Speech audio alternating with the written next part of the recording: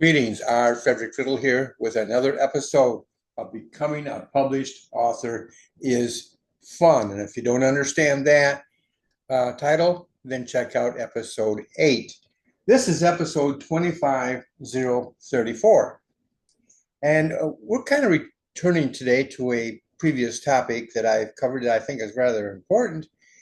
I just wanted to, I've talked about this subject probably more than once, and I forgot that I actually had the book I was referring to in my library.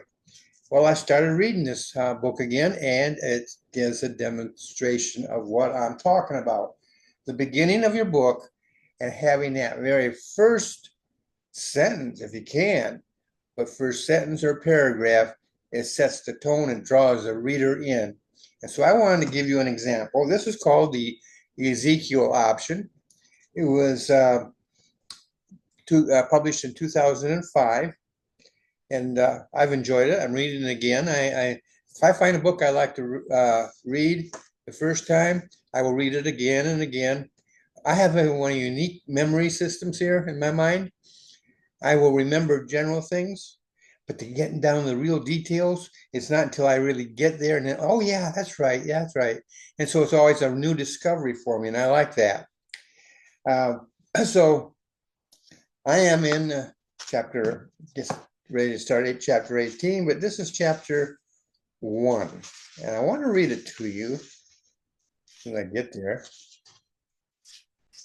Chapter 1, it starts out with a little heading, just telling you the date. The day of the week was Tuesday, and July 29th. It doesn't give you a year. It says 52 miles southeast of Manhattan. And so here's it starts. Here is how the book starts. Boris Tushchenko would be dead in less than 19 minutes. That's it. That's the first sentence. And he had no idea why. That's the second sentence. So you see right here, it has a draw, a magnetic draw, if you will. It just pulls you right in. Say, wait a minute, he's going to die in 19 minutes? He must not be the main character. There's no way I'm reading that in 19 minutes. And he had no idea why. So who is he? He's going to be dead. Why is he going to be dead in 19 minutes? What's the circumstances? And the next paragraph starts out the story. The 53-year-old self-made billionaire had a long list of enemies. Of this, he had no doubt. Business competitors, political rivals, mistresses too numerous to count. This would be paragraph 4.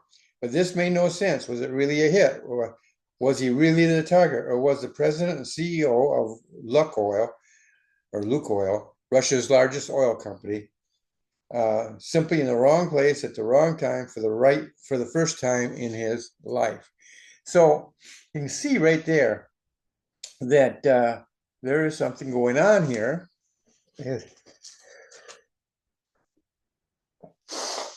Excuse me. Had to do that, or I was going to make a big explosion here. You wouldn't like that either.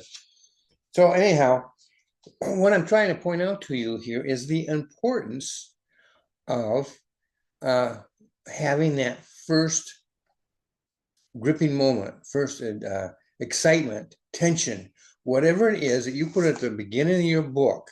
Now, in this particular case, this goes on for page 1, page 2, and up to the top of page 3.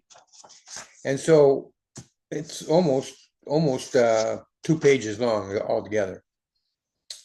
So this is something that, well, the way this was done, it took the story, bang, it hit you right between the eyes, so to speak. It hits you. And then it gives you a little bit of the background here. And we're still not getting, no, we do get into the thing on page 2 here. He could, seeing that he's on a plane, we find that out. And we also discover that there are some hijackers on this plane. And so what's going on? And the story starts there, and it plays a very key part in what happens to the rest of the story. But this first sentence, this guy's going to be dead in 19 minutes. But his death and that particular way of putting it there sets you up for what I call a ride, a good ride. You might even call it the ride of your life. If you enjoyed the book series Left Behind, or any of a lot of other end time books, that's what this is. An end time book takes place before the rapture, and it's right there, and it's called Ezekiel's option. You'll find out later on as you get into the story, it's referring to something that's in the book of Ezekiel.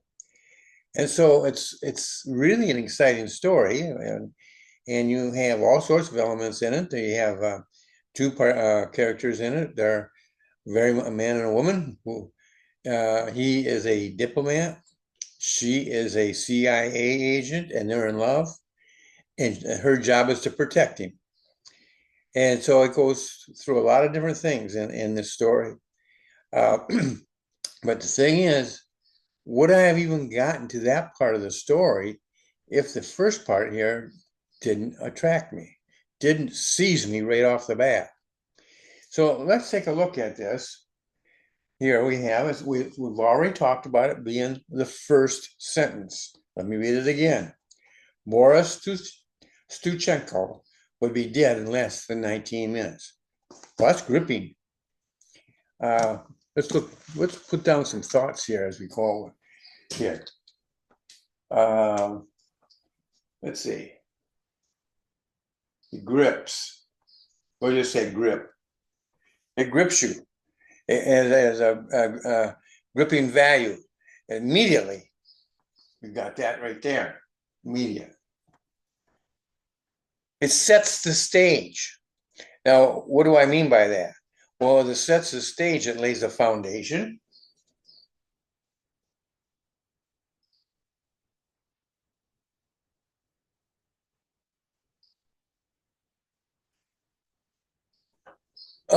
No, he's not the main character, obviously. He's incidental.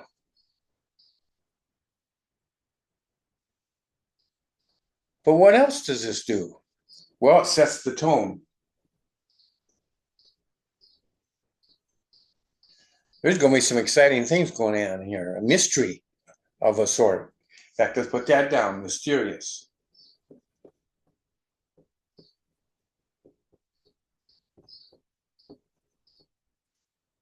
All of these things are within one sentence.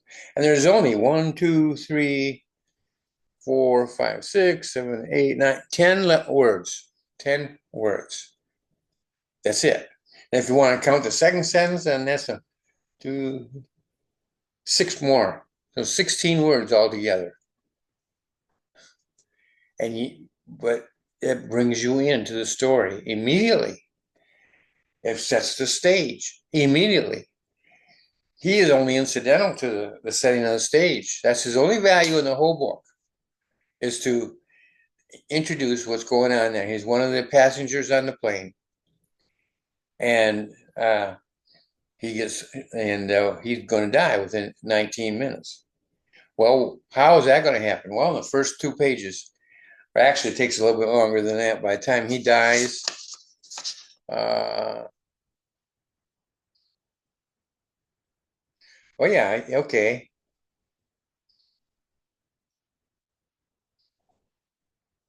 Let's see.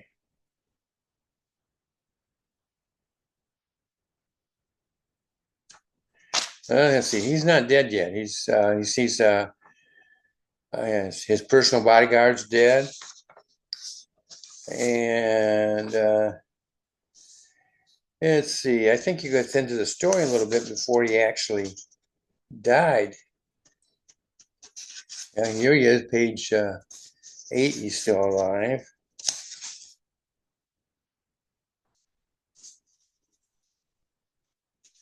So on page 10 is when he dies. But the very first thing you know is he's going to die. And so, but you get the answer to when. You get that answer in the first 10 pages. You get kind of the why, what's going on, and so forth, not the total why, but you get a part of it enough. What the author does, he grabs your attention, and then he starts getting into the story, and he makes sure that there's additional information to come to you. He makes sure that it's sort of a very tense ride here, a lot of things happening that brings tension to the story and just sort of grips you and carries you forward. That's just in the first 10 pages.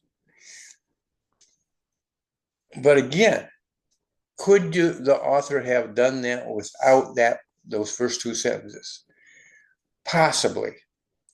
And it's well written. But I contend that those first two sentences literally lay the groundwork, lay the foundation for the rest of the story. It sets you up, the reader, up emotionally, intellectually. If you're a fan of mysteries, your mystery gene kicks in. All sorts of things happen to the reader. And that's what you want. You want that personal involvement, and it comes immediately.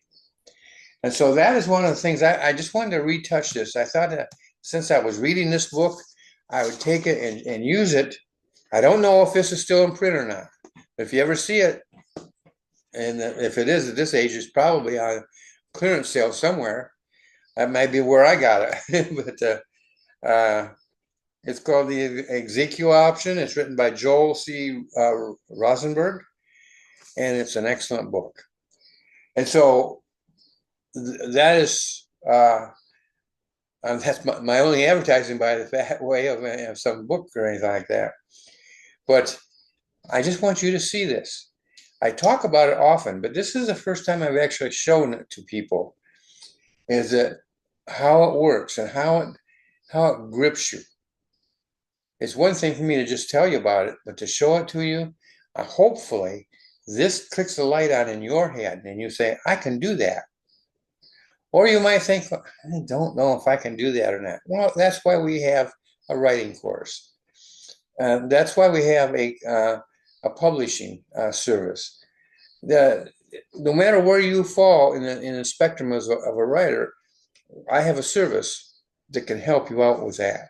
Or you can learn on your own. That's the whole purpose of this podcast, is to teach you things like this, to teach you. I don't go in any kind of depth like I do in the course, but I do go to enough depth that you can benefit from it right away. So that's it for today. I do hope that you have benefited from this. This is probably a rather short one, but that's okay. Short sometimes is better. By the way, if you enjoy this, it's right about there, right there. You have the option to get it to subscribe to my channel, TR Independent Books. And when you do, I always say this: I promise you to inform you, encourage you, and to inspire you to the best of my ability.